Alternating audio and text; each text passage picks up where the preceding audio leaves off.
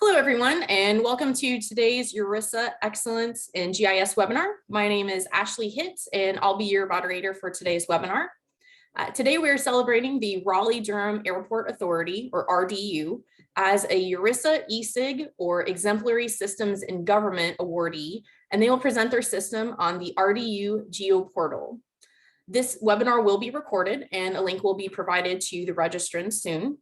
And if you do have any questions during the presentation, please feel free to enter them in the Q&A box and we will get to them after the presentation. A quick reminder for URISA upcoming events, there is a GIS Leadership Academy offering that will take place in Philadelphia the second week of August. There is still some room available if you're interested in attending that in person. And then also a reminder for URISA GIS Pro Conference, that early bird registration ends on August 1st. So do be sure to get registered for that. That will be in Boise in October. And so now I am happy to introduce Kristin Johnston from the Raleigh-Durham Airport Authority. Kristin. Thank you, Ashley. I am so excited to be here with you guys today to talk about RDU's GeoPortal. The GeoPortal is the formal name for our implementation of Esri's portal for ArcGIS. And of course, is the interactive maps, apps, and dashboards for our users. So it's exciting to talk about the technology we've implemented, the software we've implemented, but I think it's also equally important to highlight kind of the GIS journey that we've been through. So I'm going to talk a little bit about that and the turning points we've experienced, the milestones that we've hit along the way that have directly impacted where we are today.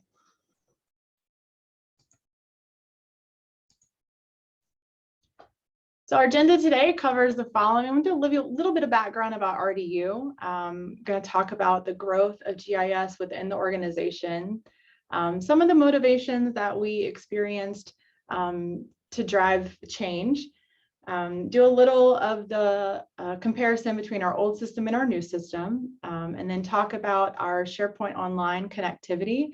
That's one of really the best things about our new system. Then we'll touch a little on the improved workflows we've experienced and then look at some examples from our GeoPortal. And then in the end, I'll do my best to answer your questions. So let's get started. A little bit about RDU. So RDU is roughly equidistant between the city of Durham in Durham County and the city of Raleigh in Wake County. And we sit on approximately 5,000 acres.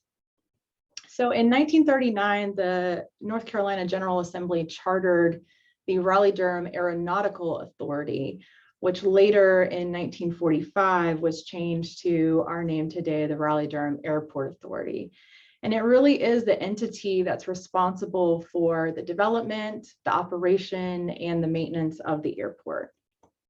And the four municipalities I just mentioned, the city of Durham, Durham County, city of Raleigh, and Wake County, each have 2 members on our board of directors. So pre-COVID, RDU had hit a record high of serving around 14.2 million passengers annually. And this was through 57 nonstop destinations, with 5 of those being international. But like most airports with the pandemic, we had a rapid decline of passenger travel. We got down to about 4% of what our 2019 passenger levels were.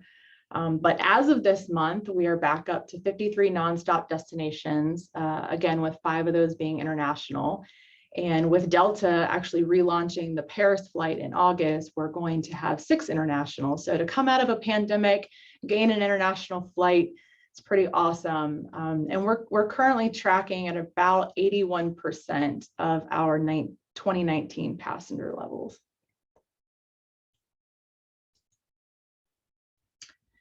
So as you see here, this is what RDU looked like in 1981, some fancy black and white imagery there. We had 3 runways, 1 passenger terminal, and a centralized parking area near the terminal.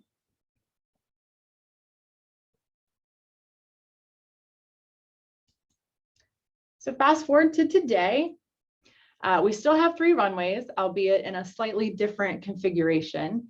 We have 2 main passenger terminals, Terminal 1 on the east side and Terminal 2 on the west side, housing 12 commercial air carriers. So we have a pretty diverse portfolio of carriers. And then central to those 2 passenger terminals, we have a large parking area with multiple garages, along with 3 economy lots, a general aviation facility, a large cargo complex, and then we also have a National Guard installation on campus. So very, very bustling, thriving airport for the Triangle area. And we actually generate around $8.5 billion of economic impact to the local economy.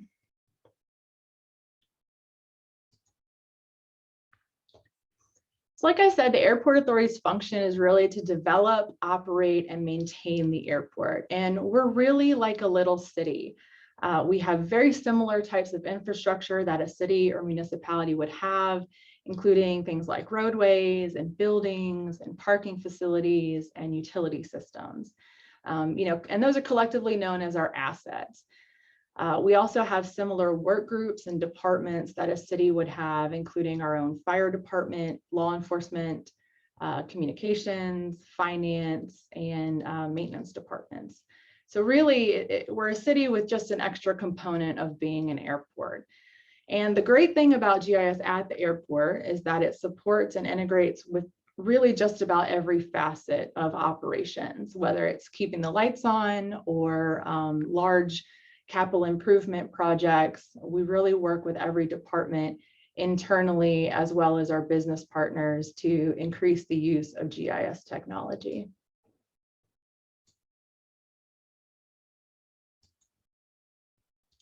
So with regards to GIS, how did it come to be in the position it is currently at RDU? Well, it started at the Airport Authority as the surveying group, and that was within our engineering department. And of course, they worked very closely with the engineers to design and survey, to build our infrastructure. And this naturally paired with drafting that then of course transitioned into CAD or computer aided design, which obviously still exists today, but in a lot of arenas has transitioned once more into GIS. So GIS really grew organically and was project specific. So it focused on data needs for specific projects, and a project would arise and we would go out and collect the data through GPS or inventorying.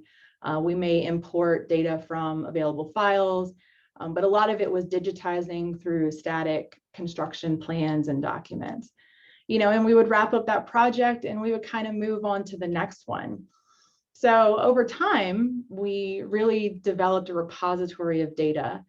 And one of the biggest data needs during this time was our utility systems. RDU actually maintains a significant portion of the utility systems on campus.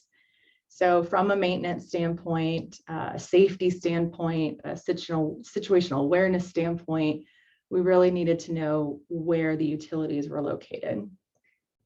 And then in later years, focus on data really shifted towards collecting information about our vertical structures and specifically our indoor spaces and assets within our buildings. And if you're following the industry right now, that is really the emerging area. Indoor GIS has become huge, so it's still an area of focus for us as well.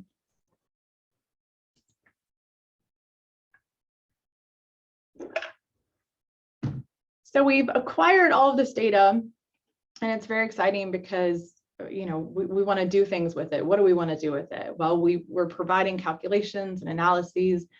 We're using buffering tools and clipping to answer questions about literally where things are. We started to be able to quantify with really great accuracy square footages inside of our buildings, for example. And then it also provided a place to store data when other departments or work groups might not have had a software platform in use for that data. And then of course, providing the import export for various capital projects. But really GIS emerged as a mapping service. And if you check out the RDU podcast, it's called The Fly Angle. I was on episode 14, but I talked about how, when you provide maps to folks who are not used to seeing their data represented, their face lights up and they want another map and another and another. And so we started to fulfill those needs for them. And we were creating these one-offs, answering specific questions. And normally they were something always to be printed out, maybe an electronic PDF, but they were definitely static in nature. So it facilitated planning. It allowed for, the stakeholders and the decision makers to make the best decisions. But it was very production centered.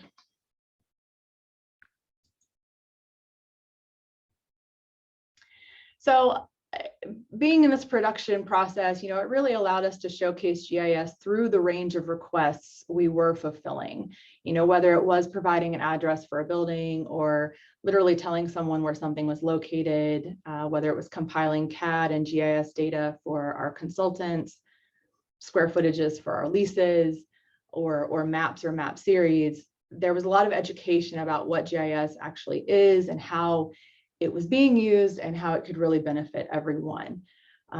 So we saw an increase in utilizations. We saw more team members wanting GIS-based information, wanting maps, and then of course, asking more questions, to follow up. So we started serving up the maps through Esri's ARC Reader. And we actually had been doing that for quite a while. A little bit of this was running concurrently, but we really started to push it. And we created ARC Reader maps for everything. I think in the highlight of the ARC Reader days, we had around 60 maps. And everyone loved the idea of being able to see maps that were tailored to them, tailored to their information. But we were noticing some patterns in the types of requests that we were getting and the types of deliverables we were providing. And we were kind of reaching a capacity for what we could provide in a timely fashion. We were also experiencing rapid changes in our data, and we were becoming more reactive than proactive. And additionally, we were also starting to notice, because GIS tends to have this overarching awareness when you're working with different groups using data. We were noticing that there were relationships among the data that our different groups were using that they might not be noticing because they didn't have quite that level of visualization. And so we had an opportunity to make a change, and really the biggest motivation for that change was the desire to empower our users. Because remember, everybody loved the idea of having maps tailored to them and having them be interactive where they could control it. So GIS actually officially moved into the Information Services Division in 2019, not too long ago. And while we had already become kind of a centralized location for information, the move into the IS division really aligned GIS as a central technology and data support and provider to the entire organization. And so in doing this, we kind of set some goals to meet the needs of our customers. And those goals included, making the maps and data easily accessible, accurate, of course, and then timely. And so with these goals in mind, we created a vision, really. And there were a couple steps to this vision. They included enhancing our user experience. If you remember, I said that we had grown this robust GIS database and we were presenting it up in the platform, but the reach was small. And the reach was small for a couple of reasons. One, the software platform had great functionality, but it really wasn't user-friendly to those outside of GIS. So a lot of our users did not embrace it. They just didn't know how to use it. Second reason was the maps kind of rendered slowly There was a massive amount of data in them. It was a bit cumbersome. And thirdly, we had applications where access was difficult. It kind of ran the gambit of being a thin app on a server for a while, and then was locally installed on machines. But with not being backwards compatible, it created version and access issues. So while we had an intimate group of power users, really everyone else just continued to call us for their needs. So we knew that we were going to have a planned software upgrade. And at that time, we made the decision to change our approach and change the system architecture and really move forward with the portal. And I think Esri calls Portal for ArcGIS, I think they call it ArcGIS Enterprise now. But this would be the web-based mapping platform that was going to eliminate that locally installed software. It was going to increase the speed and streamline the interface, really improving accessibility. And then, of course, the implementation of that was going to set us up for the second step in our vision, which was going mobile.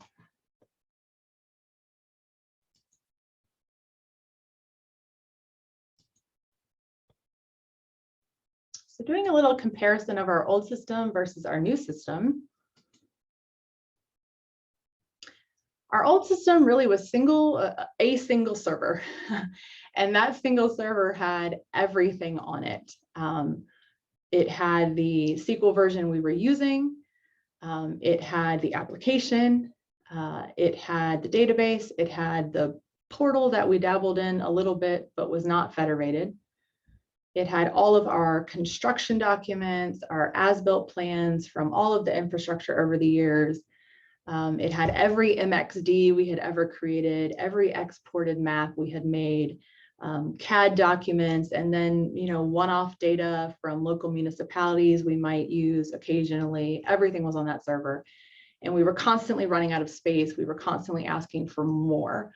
And while the server was open, so to speak, to our users, they actually could access some of the project files and, of course, the construction documents and plans they might be interested in.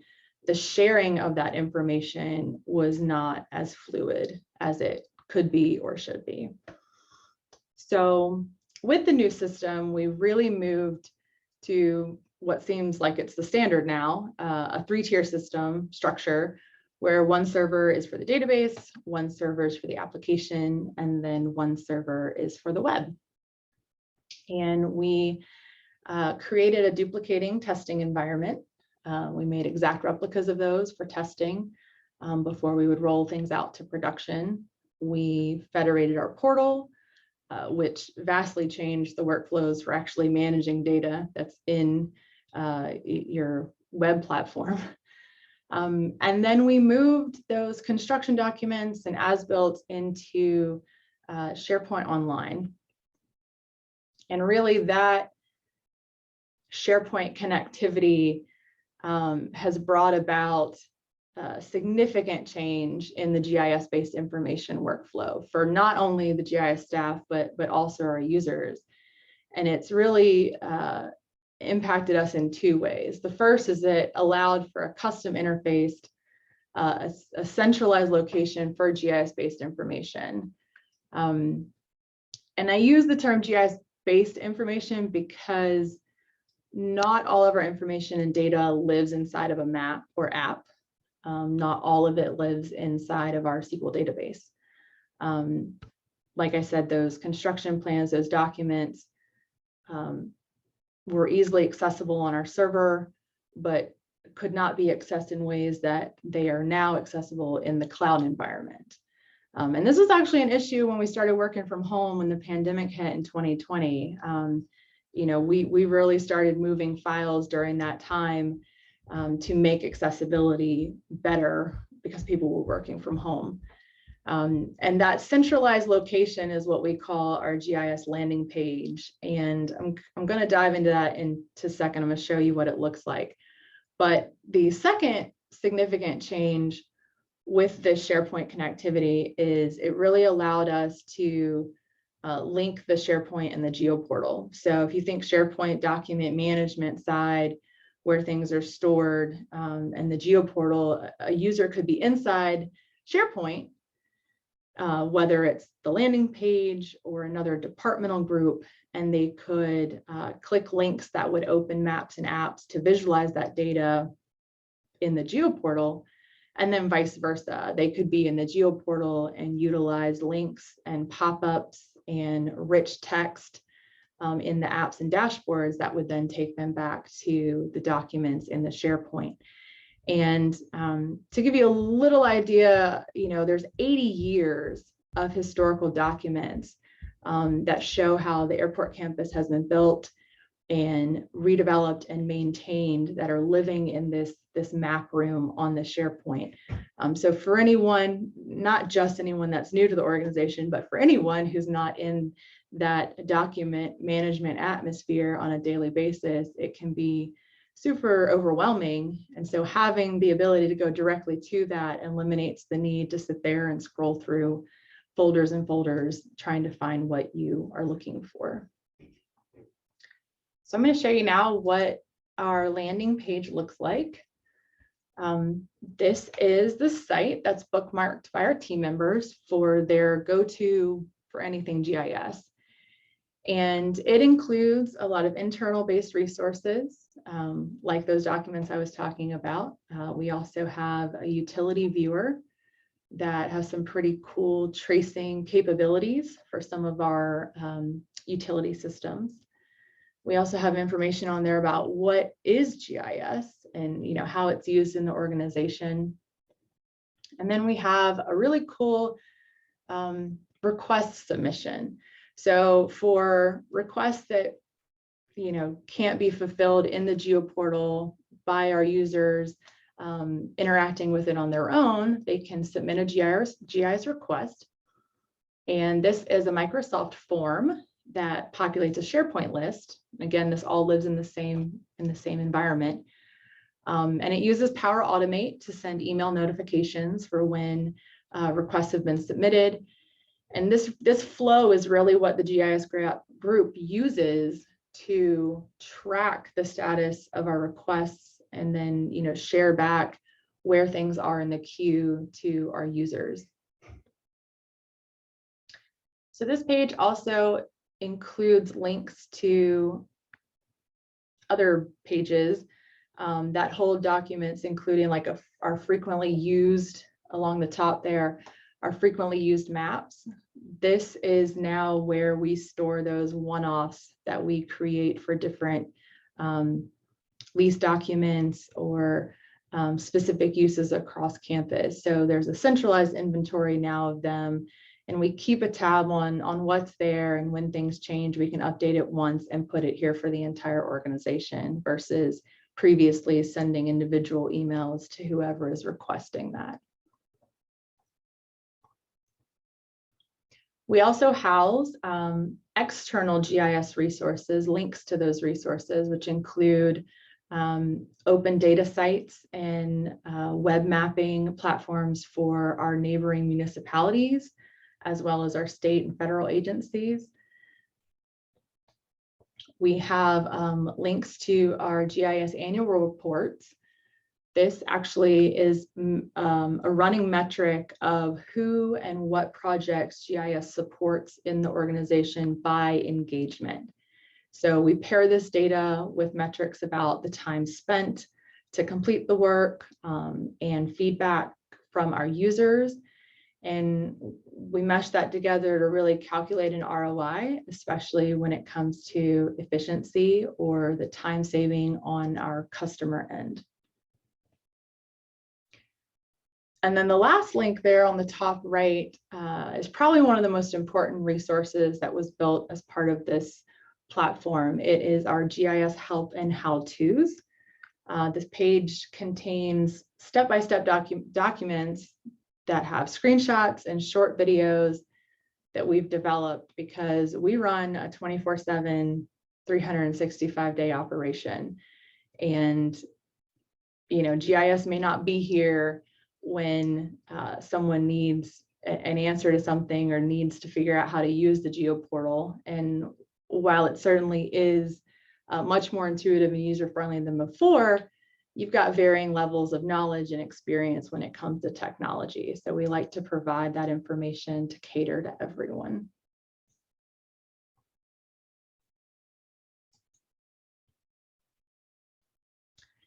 So in addition to the improved workflows I mentioned, with the SharePoint Online connectivity and how the overall process of acquiring maps and data has changed, in publishing those resources to the GeoPortal or to the GIS landing page, that has become the first stop shop for our users. They go there to find answers to their questions, to find data for reporting, or to locate those archived documents. But there's been some GIS staff specific improved workflows that I want to highlight. I pulled this graphic from Esri. I thought it was really cool to show how, ArcMap kind of feeds into Pro. But that's exactly what we've been doing on the GIS group side. We've been really reevaluating the way that we do things in the GIS, and we're using Pro more often to interact and manage that data that's in the portal, whether it's registered or hosted. And the hosted data is actually another piece that is a completely new way of doing things for us. Depending on the business case, depending on who is going to be editing and collecting the data and what it's going to be used for, we've found that the hosted data has been a fantastic alternative to what we might store as a feature class in the SQL. So our production mode now is much more of creating maps and apps in the portal to help answer those questions and provide visuals, because the shelf life is longer. The product stays up to date longer, it allows for interaction, and it still fulfills the specific need or a specific need over and over. And the more the customers use the resources in the GeoPortal, the more they want to use the GeoPortal, the more that they request to be inside the GeoPortal. So it's freed up a little bit of the GIS group's time to focus on accuracy of data, and to also allow for some fun R&D and expanding our knowledge on what can be offered back to the organization. And so all of this combined really has allowed us to definitively meet two of our three goals, including accessibility and timeliness, but also meeting, allowing us to work towards meeting the third goal, and that is accuracy. I can't tell you how much feedback we get on a regular basis and how much feedback we've really received early on from the users. And sometimes that feedback is just, hey, there's a small error, maybe it was from data entry, or maybe the geometry is off a little bit. But that feedback really is a direct correlation from our users interacting with the data that they know so well. They're the ones that can get in there and be observant while using the resources. And it really creates a larger team effort for data accuracy as a whole.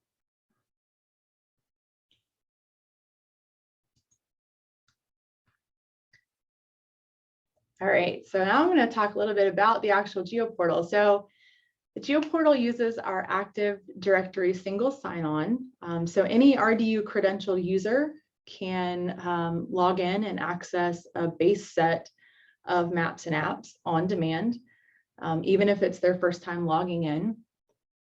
And then from there, we really can hone the permissions and access based on groups. So I'm really excited to say that as of this morning, I just checked, we have 180 users and growing.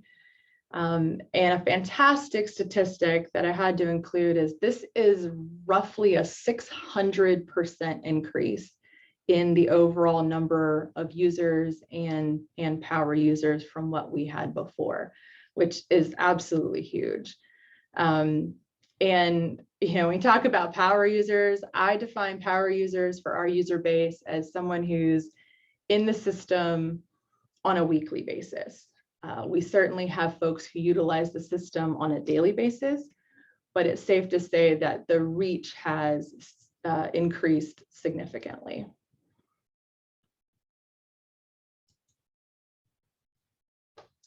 So this is our GeoPortal homepage. I mentioned our groups before. We actually have 42 groups, and they're most commonly designated by department. Some are designated by a topic of interest. But given the collaborative nature of the organization, there is some overlap there. And we continue to evaluate the groups based on how we want to create data owners, how we want to implement more of that mobile data collection.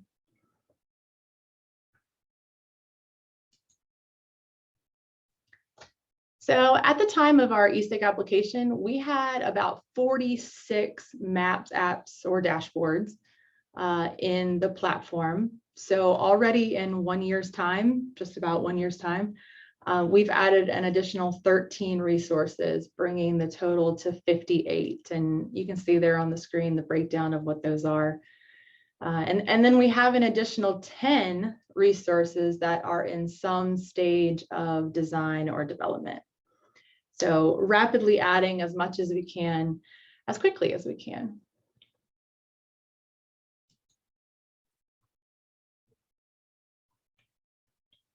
So these are just a few examples of the resources that we have in the GeoPortal.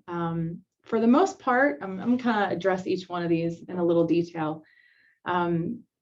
So with regard to our ground elevation there, ground elevation application, most of the airfield is pretty flat, but with the campus being across about 5,000 acres, we cover some topography. So we have this ground elevation app with aerials and vector data for those who are out working in the field. And that's especially for our operations and our maintenance departments. And of course, like I said, being an airport, one of our largest assets is our airfield. Without our airfield, we would not be an airport. So we have reoccurring pavement inspections, and we actually provide the most current inspection information back to our engineering group in the pavement inspection application. And it's really cool too, because that application shows not only where the pavement might have cracks or stresses, but it geolocates photographs. So every time the inspection's done and new photographs are available, you can actually see side-by-side comparison from when something might have been fixed.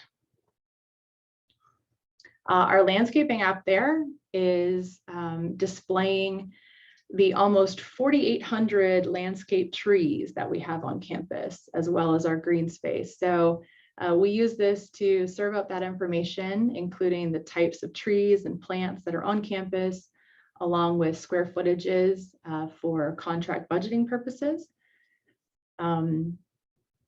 Jumping down our parking space application, we provide information about the parking spaces on campus, whether they're in the garages or our economy lots. To our parking group, it shows the number of spaces, the type of space, think, compact or accessible, and then, the associated zone that might be in. We also provide cargo facility maps for our commercial management group. This is really for efficient space utilization. And then we highlight airline and concessionaire spaces in our terminals with vacant space or space that can be built out to serve being a primary highlight in that app, because that's a hot topic. When airlines want to increase their operation, they need to know where they can get some vacant space to build out.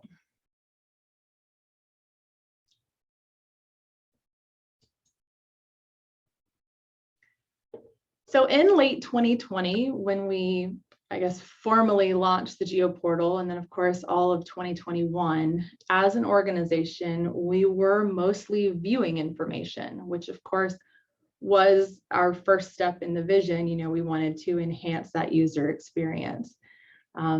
So this is just a snapshot we pulled from our system. Definitely more viewers than those doing any creating. But as we've moved into 2022 to the present, we have implemented some additional user types. And again, that brings forth our second step in the vision of going mobile.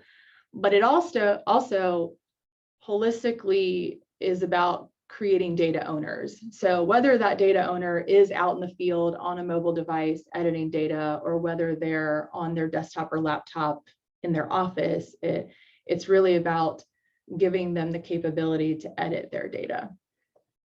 And we have a couple different levels of that data editing right now as we speak. Currently, we have an internal airfield status dashboard. And what that does is it highlights the areas of our airfield that are open or closed, respectively green or red we use. But if it's closed, what is the reason for the closure? You know, is there construction going on? Is there an inspection taking place? Another one we have is a project portfolio dashboard. So this has created data owners in our project management office. But GIS creates the polygon geometry that represents the project limits and a couple key fields, but everything else is maintained solely by the PMO staff.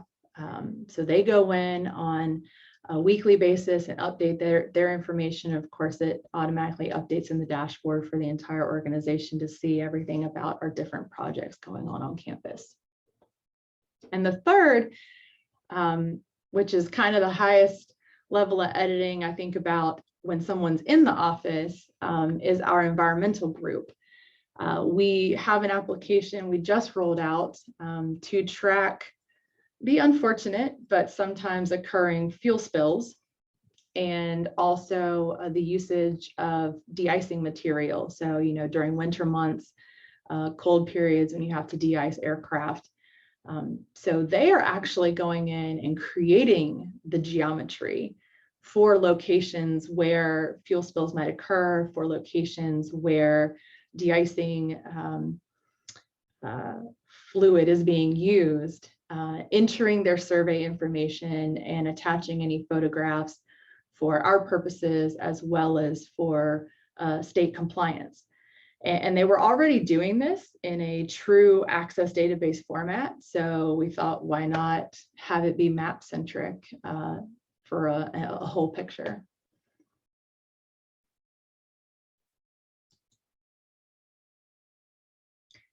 So one of the last resources I'd like to highlight is our height zoning application. And this was actually one of the first applications we built into the GeoPortal. And the ask was to be able to visualize the existing and historical requests for height zoning permits. And without going too deep into the weeds about height zoning, airports have three-dimensional airspace around them that the FAA controls. And the shape of that airspace varies depending on the number of runways, the length of runways, but essentially it's like a bowl. And so this 3D airspace is restricted so that airplanes can navigate safely in and out of the airport, and so that the function of the airport is preserved. So anything that might penetrate this airspace is considered an obstruction. And this is the sole reason why you don't see cell phone towers built at the end of runways at airports. So occasionally, when there's a need for construction, whether that's on the airport or in the immediate vicinity of the airport, an analysis needs to be done, an obstruction analysis needs to be done. And the structure can be permanent in nature, like a cell phone tower or antenna, or even a building. But most frequently, it is a temporary structure, usually a crane, that is used to perform some type of construction of another structure. So the application itself, the snippet there is on the right, but it shows the ground elevation, it shows the 3D airspace categories which thanks to these individuals, you can see a depiction of on the left. And then it locates the precise location of the obstruction given a lat-long coordinate. So our operations departments, our planning departments can go in and see the locations that we've run analysis, the outcomes of those analysis, and then they're able to filter on any number of the attributes we record, including permit timeframe, status of the permit, crane operator, and then whether or not it is a true obstruction. You know, did it really penetrate the airspace? And if so, by how much? Really allows them to keep a tab on safety critical information in, on, and around the airport.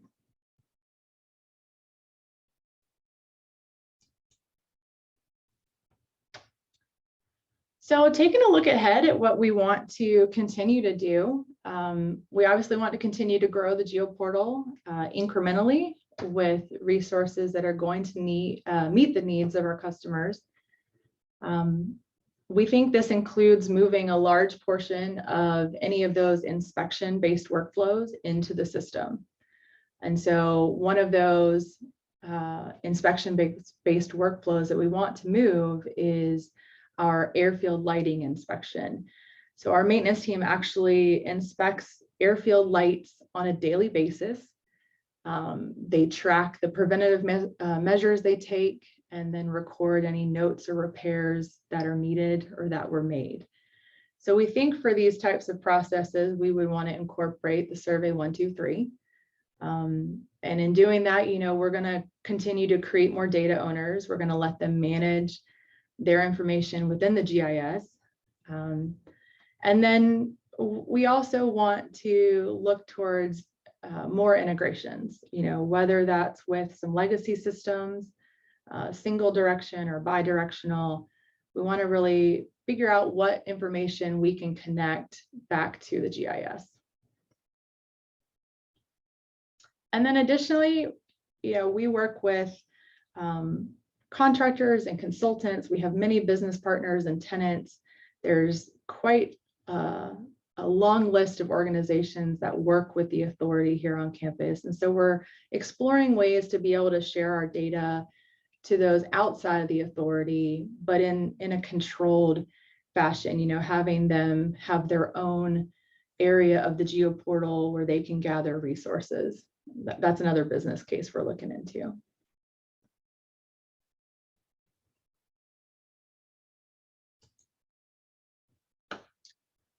So that really concludes my formal slides. I did want to recognize a few people before we jump into questions.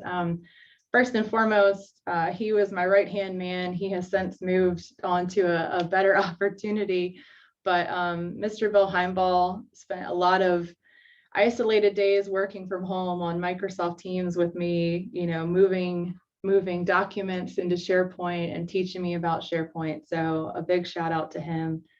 Of course, our VP of IT Business Solutions, Mr. Michael McClanahan, our CIO and Chief Strategy Officer, Dr. Chuck McFall, and our CEO, Michael Langeth. They really all recognize and support GIS being an integral piece of our larger puzzle. And those of us in the GIS world know how important that is, know how important it is to have a champion. So I want to thank them personally, and I want to thank the larger IS team and the RDU team. Awesome. Thank you so much, Kristin. We definitely have some questions that have come in during the presentation. The first question we have is, you mentioned GIS growth at RDU was organic. Was there a specific approach to strategic planning, data needs, and staffing, or have they all traditionally been handled on an as-needed basis? Traditionally, they have been handled on an as-needed basis, and that's part of the change that we implemented a couple of years ago. We are in the process right now of starting a true GIS strategic plan and looking at a program roadmap. So that was one of the kind of changes in thought that we wanted to focus on versus the historical project by project or data need by data need basis.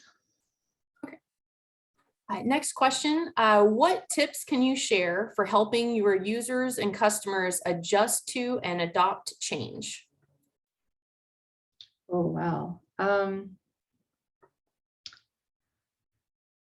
I would say first is education. That has been one of the most important pieces here at RDU, is just educating people on what GIS is. And I think that's a larger industry thing. You know, we say GIS, but what does that mean? And even when we spell it out and say geographic information science or systems, still, what does that mean? So there's been a lot of education. There's been a lot of hands-on. I think I've personally done training with individuals, probably about 85 individuals. So, you know, even just getting 15-20 minutes with them and showing them what you do, what you can do, really opens their eyes to what GIS is and will drive that change. Excellent. Next question we have is, who created your SharePoint pages and site? Is that from Bill? We did. Bill Heimbaum and myself did.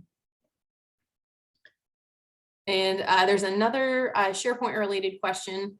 How many users can access SharePoint at one time? And is there a limit to the amount of data that can be stored within SharePoint? I don't believe that we have a cap on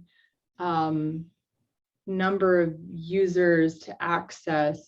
I know within the authority, I think we have over 300, maybe more users. So I don't think that we have a cap, but with regards to a cap on data, I have over, I want to say there's over 1.5 terabytes of plan drawings and CAD and Revit files and PDFs that are in our SharePoint site. So I haven't reached a cap. I will say there's a cap when you're using SharePoint lists. So if you're interested in creating lists, kind of like that GIS request that we have, there is a cap related to that. Fair enough. Next question we have is, what is your decision-making process for selecting the next web map, app, or dashboard to develop? Wow,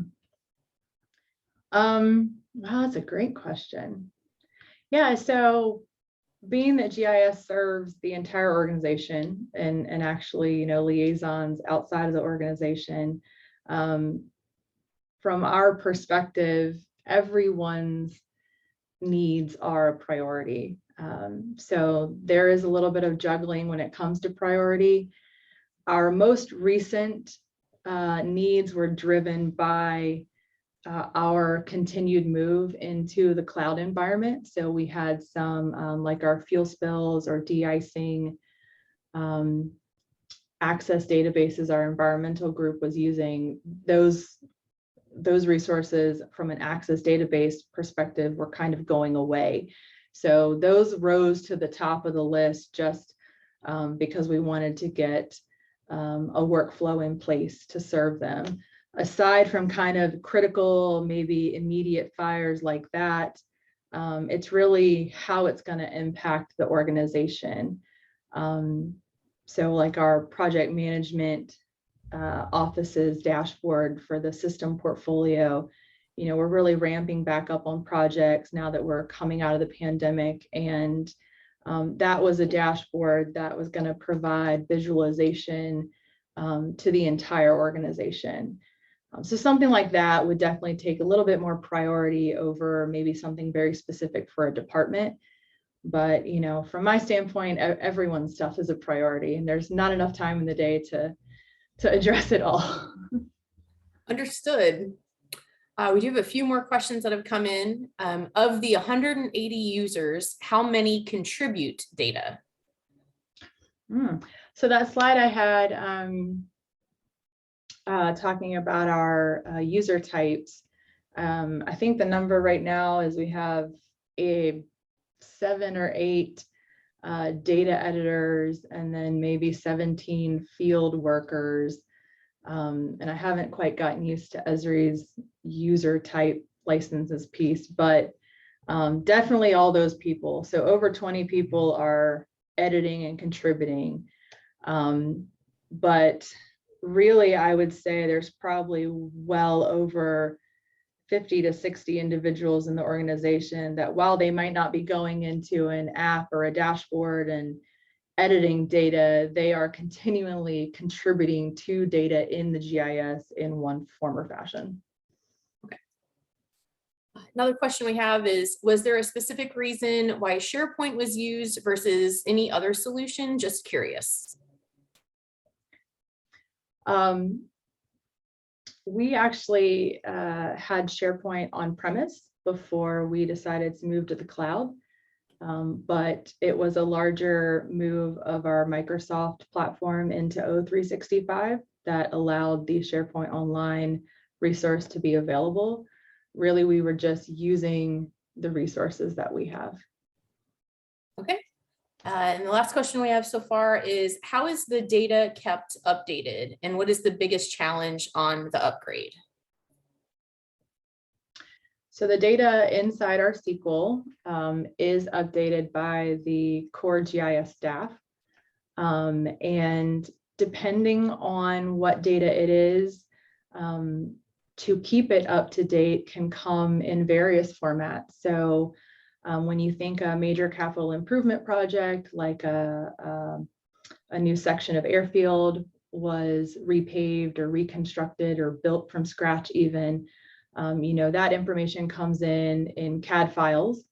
So we make that seamless transition from CAD into GIS. That is important to note. We actually, a lot of places will have kind of a system of record in GIS, but they also maintain stuff in CAD. We focus on GIS. So we might import and export to CAD, but our system of record is GIS. So those types of projects come from CAD.